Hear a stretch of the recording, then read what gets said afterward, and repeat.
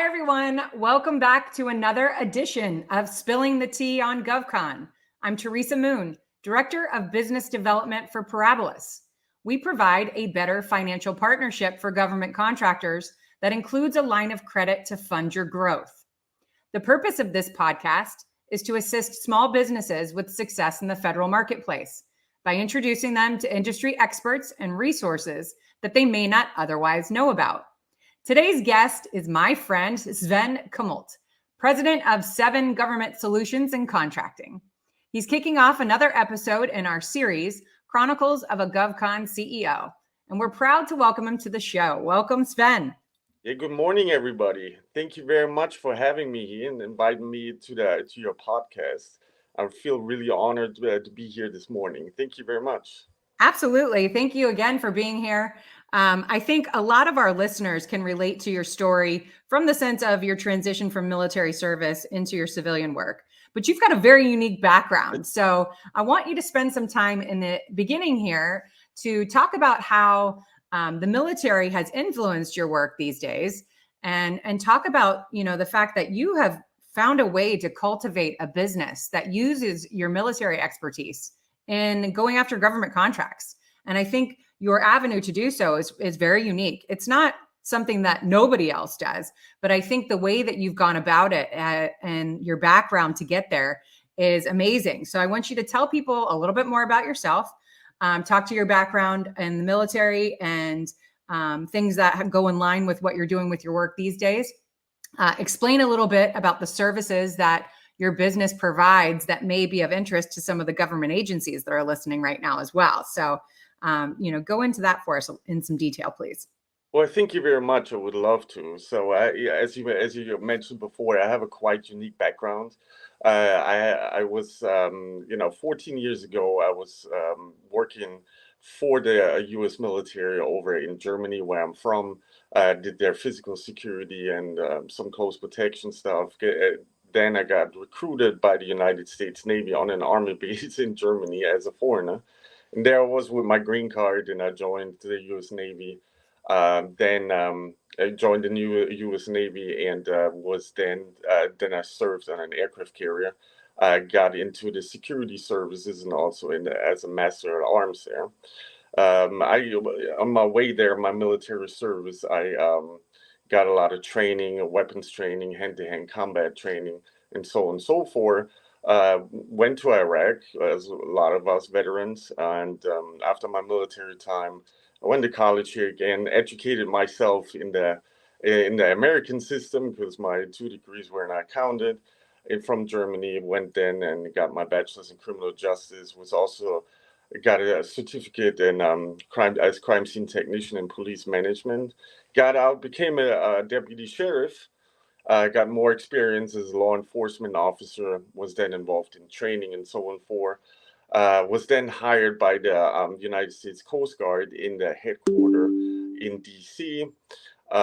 First as a contractor, as a subject matter expert for police training, but also for OPSEC security. Then I got lucky again. I became a federal employee. Got really fast promoted because of my unique background, as you mentioned before, because I did boots on the ground, a lot of experience that I gained in Germany and also during my military time. Became a federal employee, like I said. I did 11 and 12, was the OPSEC security coordinator for the headquarters in the United States Coast Guard. Also taught the command security officer course for the United States Coast Guard as a subject matter expert in anti-terrorism and law enforcement. Ended up being getting hired by the DEA and ended up being the security manager for the DEA in Quantico for the DEA Academy. Was involved in all security matters as the head of the security department at the DEA Academy. And then I thought, okay, what is the next challenge? How can I apply my experience that I gained over those years, military and law enforcement? And I had the idea to start my own company. So my own company I'm happy to say I got really lucky. I have to do a shout out to my executive assistant, Stephanie Tanks. She is really my right hand, and I couldn't function without her because I'm not good with paperwork. But I have to say it's really successful. What I'm applying with my company and offering those services is everything that I have done in my past, my personal, but in my professional life. So the services that we offering is first physical security part. That means like system installation, cameras, access control, physical security assessments, security education that comes in place for active shooter exercises. We're subject matter expert in those. OPSEC security, operation security for those who don't know what it means. It's in detail. It's a security awareness training and not making yourself a target. We see that a lot of times on the cyber side, but we applying that in the physical um, protection side to not have your make yourself a target and all. So this is the one part. The next part is a security consultant. We come in as a security consultant for federal agencies, for local agencies, but also for the commercial side. When it comes in there for disaster report or analysis or security training, that all combines with the physical security part. The last part that we offer, and we added it on there, is close protection services for VIPs, government official or high-level CEOs or whoever requires our services. We have a team that is qualified um, for concealed training. All my guys that I employ are working for me as a 1099 are former military or police officers. And we also offering event security for all those events in the DC Nova area. That includes a shuttle service. We pick people up from the hotels, bringing them to the event, staying with them, and bringing them safely back home. On the commercial side, we're also offering another form of event security. We're doing bachelorette parties, wedding parties, Christmas parties, Mhm. because we all know people drink too much. They're doing some weird stuff sometimes. So we're here to help them out if they need anything. So that's in the shortcut. It's us, and I'm happy to offer the services to everybody who needs our services. We have also a wonderful website that explains in detail what we have. There's also on the website is on there. If you need to have some kind of consultant services, I'm happy to do so. Awesome. Well, thank you for that overview. I mean, you have no lack in what you're capable of doing, both on the commercial and on the government side. And you and I have had several conversations as it pertains, especially in the DMV area, where there's so many high level people, right? Government officials, high profile people who just aren't doing enough to not only protect themselves, but the people who want to be around them too. And so proper security measures being taken helps the security for everyone, not just for that one individual. I mean, gosh, you can't help but turn on the news every single day and see some type of act of violence, most of which could have been, not maybe, taken care of prior to, but could have been mitigated to a certain extent had proper security measures been taken prior to the event being planned, and having someone like you consult with them on a plan of, if in the event, this is what to do. And so I'd love for you to be able to talk through some things, because I honestly hadn't thought of it. We've been to several events together where you've said, this Yeah. is a huge liability here, just because there's not, someone important there. I mean, I like to think of myself as pretty darn important, but I don't know if they're going to be rolling out the red carpet and giving me some armed guards, even though I would take it gladly. And I told you, I'm open to be your poster child anytime you want. But I want you to talk specifically to how your services are applicable to not only high profile people, but people who are active in event spaces and active going to any type of environment that might pose a security threat. So speaking in terms of events, we've got a lot, like you said, a lot of parties going on these days. I go to a lot of conferences that have high level people there. Every now and again, you'll see, security walking around, surveilling the area prior to these people showing up. but then you don't really see them there during it. Not to mean that they're not there, but I think some people have this type of detail and some people don't. So let's talk about it in a little bit more, giving some concrete examples. So do you need security at an event? And if you do, why or why not? So it's a really good question. So security, first and foremost, security always becomes interesting if stuff happen, which is a sad stuff, So it is Mm-hmm. after effect. My job is educating people, and in the security world, we're talking about preventive security. We want to bring people in a security mindset. This is where the awareness training comes in there, and this all blends in. We can all go to an event and having a good time networking, but what if happened this and this and that?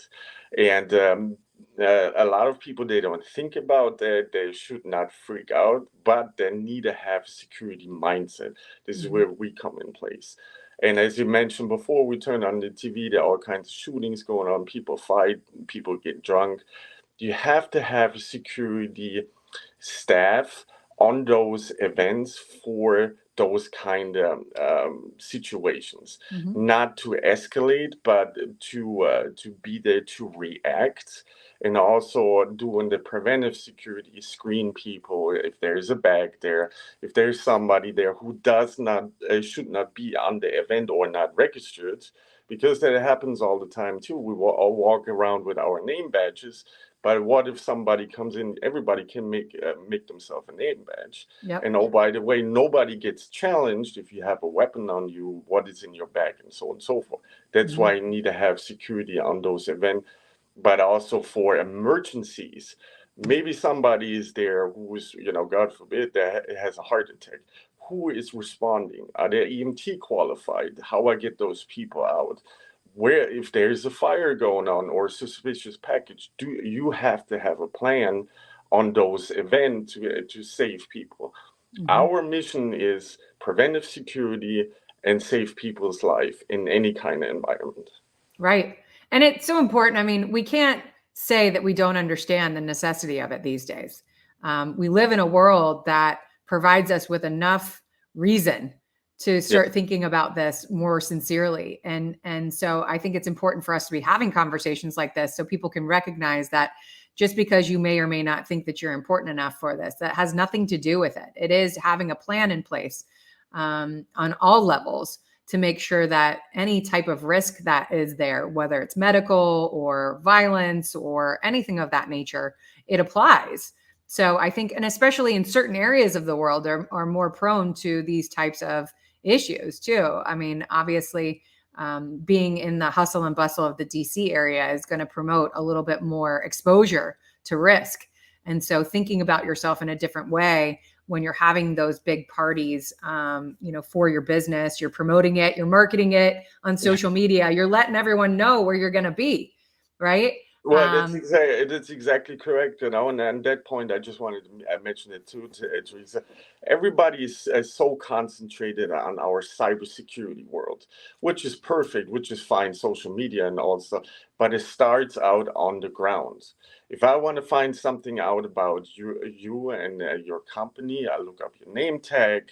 I see who you socialize with. I find out who important you are or what do you do? And oh, by the way, the most person in the government environment are government contractors Mm-hmm. because they're so easy to approach. They have access to a government agency, high level stuff. If I'm a bad guy, I start with the weakest link, and that's a government contractor on Oh, wow. networking events. Right. Yeah. And Lord knows you and I both run that circuit enough. So you Yes. definitely have my eyes and ears open. That's for sure. Well, thank So I you. know, I think unfortunately, even when people understand the risk, a lot of what they pay the most attention to is how much is this going to cost me? Right. So Yeah. is it, and obviously I know what the answer is to this, but I want you to walk through it. Is it worth the cost, especially considering putting together an event has already cost you a fortune, right? So, and any logistics that go into the event. So, how can you justify the cost for, average business people and up into those high profile people as well?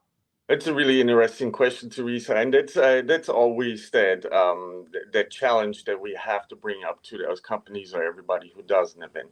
Not just like if something happens, but if we come in and do like a security assessment, provide security, and bring up to a plan. Not that we only create a safe environment for everybody's there or for something that has happened, but also yeah, it can lower the liability insurance because we always there. Everybody needs insurance and stuff to happen. But if there's something in place that we can say, okay, you do an event, you consult me as a professional, as a subject matter expert company. We come in doing all the security measures. It lowers your insurance for events, your liability insurance, because like I mentioned before, if you come after the fact, who was in charge, who did that event, why didn't you have certain kind of measures in place that rolls down really fast and can be a big issue. So to this question, security is really essential for events, not just to lower that insurance cost, but also make the environment safe. That's what it comes out for. I mean, I agree. And so with that in mind as well, who are good fit for your services, so that people listening can say, oh yeah, I fit into that criteria. Maybe give some specific examples as well. So, who is a good fit? Actually, all government agencies, including commercial companies who do any kind of big event. You and I know there's sometimes events in bars, restaurants where everybody has access to those events. They don't Those are even my favorite kind. yeah, these are awesome, but put it like that, everybody can come in there. Nobody gets screened. Nobody gets. You don't even know if he's a part of it. So that's a vulnerability right there. Right. And then on top of it, I mentioned before, we offer also a security shuttle service. A lot of people they get drunk, as you know, and they go in their car and drive. And then maybe some of us, women too, they end up with an Uber driver who is not really reliable compared to our services. Right. Like I mentioned before, all my guys I either worked with or they worked for me, so I personally vet them and I trust them. They bring you safe to your place where you want to be, and that creates a safe environment that we take over all those worries that might show up if something happens. This is the idea for security, preventive and reactive security, but creating a good environment. And therefore, that said, it applies to any kind of event in that area because regardless how big the event is, you always can have the same issues.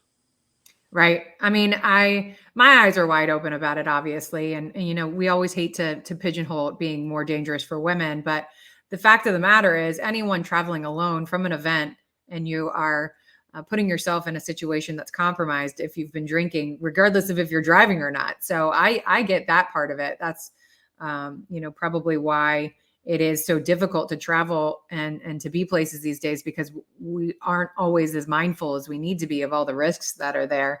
And given the way that we do business, being in person is always what you want to do, and going out and having a good time is the best kind. And so these are all really great points that people need to keep in mind.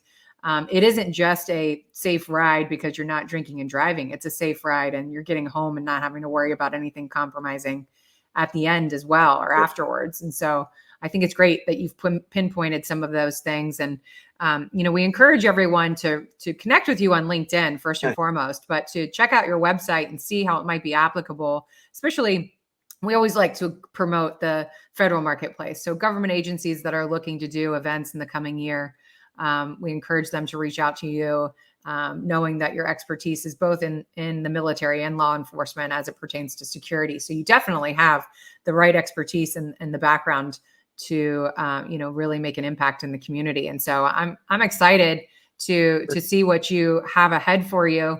We always like to end the program with allowing our guests to provide some advice or words of wisdom to people that are listening. And I think for you in particular, you did a long stint in the military, and then you used that experience to start a business. Do you have some words of wisdom or some advice for veterans that are transitioning into civilian life and may have really appreciated what they did in the military and want to utilize those skills to start a business of their own. I know it is a hardship and it's an uphill road. Just because you get over that hump doesn't mean that it didn't take you a little while to get there. So I think a lot could learn from your experience. So if you wouldn't mind sharing some words of advice for those people who are listening that can relate to your story. I would love to, and I'm really involved in the veteran community. I have a lot of friends who are still active duty or veterans like myself, but and my wife is also a veteran. She is an Army veteran, so we flip-flopped, we did the military life for a while. But what I can say, my heart is for the veterans, and what I can tell people out there, hire veterans. Veterans are essential for our business, not just in the government world, but a veteran gets, when we're in active duty, we get highly trained. The 9 times out of 10 come with a security clearance, even if it's inactive. They have experience in their job.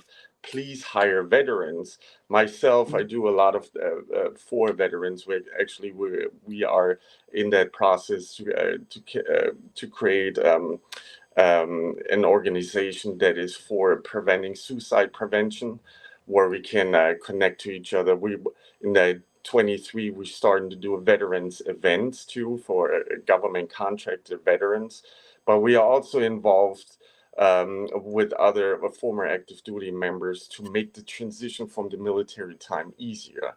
Usually it's just a week. We call it tabs, where where you get some kind of brief how to adjust in the civilian world, but that doesn't help you. We want to take it longer, like a half year, get people in, take them with us to events, show them what kind of abilities are out there, and if you hire a veteran, you also get a tax break. A lot of people don't understand it, and you help the veteran community. So I encourage everybody, hire a veteran. There are 9 times out of 10, they're leaders, because during the military time they get in charge for a situation. They need a function. They train how we train how we fight, or fight how we train, and they can apply to a lot of stressful situation a good job, and they're really knowledgeable for it.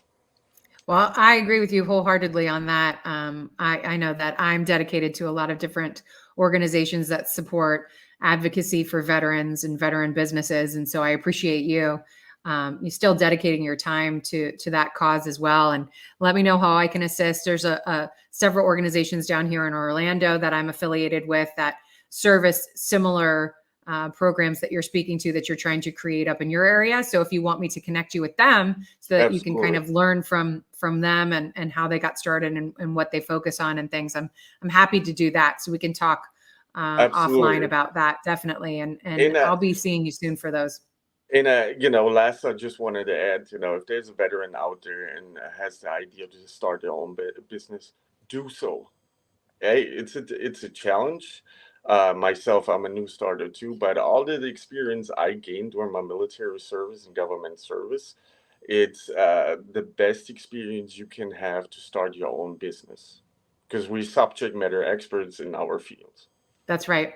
And that's great. And I appreciate you sharing. And I thank you again for joining us, Sven. I look forward to seeing your success in the federal marketplace. And I want to especially thank you for your military service to our country, but also for your friendship and your continuous support of this program. You're always the first person to back me up. And I'm very, very grateful for you. And I'm so glad that we connected this year. It really means a lot. So I'm always happy to lend the platforms that we have to help you further market your services to all that you are looking to work with. So thank you.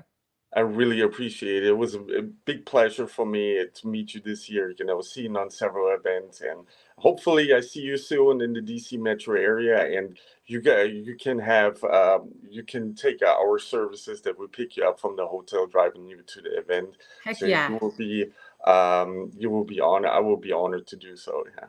I appreciate it, and sold. I'm going to take you up on it for sure. So like I said before, we encourage our audience to connect with Sven on LinkedIn, check out his services on his website, and please stay tuned to all we have ahead on this program for the new year. We're excited to continue our journey with you and look forward to sharing more amazing guests and their stories. Thank you again for joining us. I'm Teresa Moon, and this is Spilling the Tea on GovCon. Have a great day. Thank you very much for having me. I'm looking forward to see you soon. Awesome Absolutely. podcast. Thank you.